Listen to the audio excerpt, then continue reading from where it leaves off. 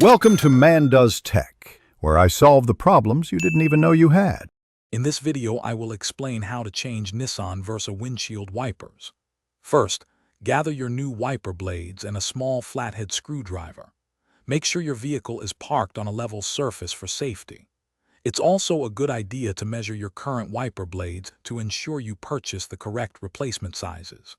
For example, many Versa models use a 24-inch driver's side blade and a 13-inch or 14-inch passenger side blade.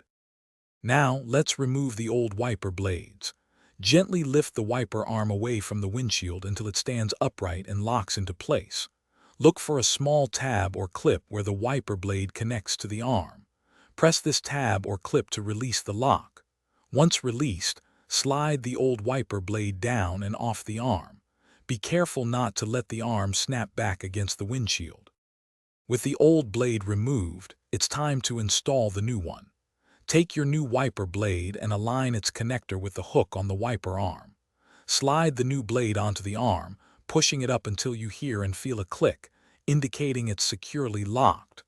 Once the new blade is attached, carefully lower the entire wiper arm back down onto the windshield. Repeat this process for the other side.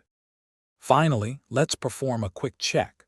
Turn on your vehicle and activate the windshield wipers with some washer fluid. Observe their operation to ensure they move smoothly and clear the glass without streaking.